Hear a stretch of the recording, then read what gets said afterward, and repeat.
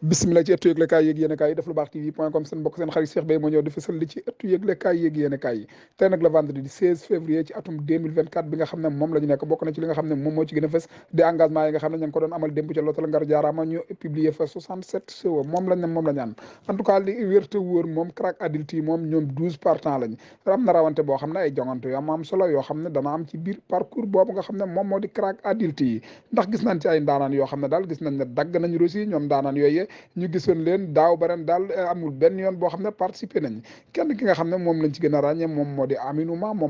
moom gis nañ ne moom mu ñëw def course de rentrée en tout cas moom Aminou Ma moom ñëpp a ngi koy xaar di ko jàppale yi da ndax dafa gëj ci lang gi feneen fas yi nga xam ne moom moo rawoon dimanche bi nga xam ne moom la ñu génn muy accident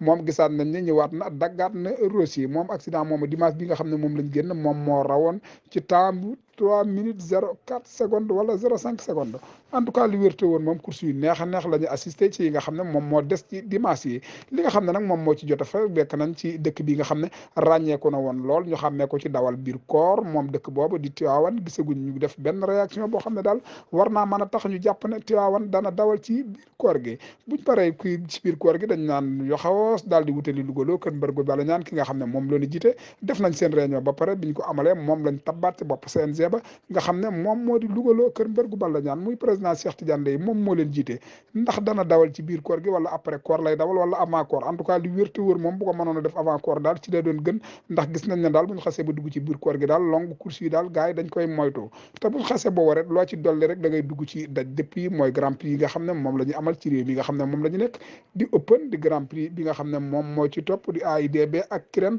buñ ko paree daal di wutali li nga xam ne moom moo di lonage kon première dame daal buñ ko mënoon a dawal bala ñoo koor bokk na ci li nga xam ne moom moo gën Daara Jolof ñoom ndax danañ dawal en tout cas moom wax nañ waaye daal wóorugul benn yoon ñoom waa Daara Jolof boobu daal di dawal seen course yi nga xam ne war nañ koo mën a amal ci 2024 bi ñoom Daara Jolof boobu ndax jotul ñu yëngu dëgg ndax gis nañ ne at yi nga xam ne moom lañ génn Daara Jolof dawalul te course la boo xam ne course bu ñoŋo la course bu neex a neex lay doon chaque année buñ ko dawalee ñëpp dañuy sawar pour dem participer ci dëkk daabu di Daara Jolof waa Tëngéej ji moom wax ñu dara ndax heure bu ñu fa demee ci la ñu def seen i marché luuma dem ca marché di jënd ay xar di indi pour mën a def seen i opération tabaski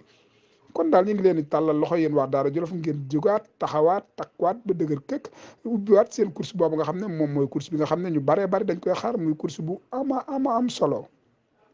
fii lañ yaman yi bye bye bonne continuation à vous Dakar. maa ngi tax ki nga xamante ne mooy sunu papa di doyen ci communication course hippique tey ku wax course hippique di nga wax sunu papa Mamadou Diallo di kenn ci course hippique liggéey ci wàllu communication ci course ba ñëpp ràññee ko muy kenn ci ñun yor na ñun ñi nga xamante ñooy nekk seen jeune reporter mu nekk sunu papa dina digal papa nuyu naa la. maa ngi lay fay Koso Mbaye Peex di am mbégte nga tàllal ma micro bi may déglu nag lan nga may laaj waaye di gërëm ki nga xam ne mooy Maar le pro ci liggéey bu am solo bi nga xam ne moo ngi koy def ndax boolew ci wax bu ñëwee rek mi ngi jàpp liggéeyam di def liggéey bu am solo ci li nga xam ne moo jëm ci wàllu course. tey ñi ngi fii ci 7e journée ci hippodrome El Hadj Ndiaye Macor Diop nga gis li nga xamante ni mooy les chevaux ñu daw ba tey gis nga fa rawante yi fi am tey boo ma ci doon wax lan nga ma ci wax ak communication bi nga xamante ni moo ànd ak course hippique. waaw bu dee wàllu rawante bi tey boo ñëwee gis rawante bi da ngay xam ne rawante écurie moo am journée ñi bi ñu génn ki nga xam ne moo raw mooy écurie professeur Sakhir Thiam muy Linguère Ngoné Dieye di produit ara des damel bu Babacar Mbagnick Fall moo raw yëgul buur mi nga xam ne moo raw tey moo jëloon 2e waaye tey gis nga dañu indi ñoom ñeenti fas yéene rawante écurie la ñu rawante ba tey ki nga xam ne mooy yëgul buur Mamad Dieye di international waroon ko raw waaye li nga xam ne moo jëm ci wàllu communication waruñu toog gën a waxtaan ndax tey course bu ñu koy jaay ñun ñoo ko war a jaay ñun ñi nga xam ne ñoo yor ay télévision di ci liggéey waaw ñun ñëpp ay volontaire lañu ànd ak CNG nekkoon ak président Cheikh Tidiane Niang yàlla dogal mu jóge fi ki nga xam ne mooy Lamine Diop ñëw jël course yi waaye war nañu gën a toog ñu gën a xool télévision yi nga xam ne mën nañu liggéey ak ñoom ñuy jël ay émission spéciale di ko fa def ndax gëdd gi nga xam ne te borom télé yi moom la ñu am ñu gën ko jox course ndax li ñuy sonnal course dimanche bu jot ñu ngi ñëw fu course am ñu ngi fexe mu tas nit ñi nga xam ne ñoo bëgg course ak ñi bëggul course bëri na tey ñoo xam ne ñëw nañ ci course télévision yi nga xam ne moom lañ am di wane course moo xam samedi moo xam talaata moo xam dimanche moo tax tey ñu bëri bëgguñu woon course ñu bëgg course moo tax jot na tey ñi nga xam ne ñooy CNG bu bees bi ñu fexe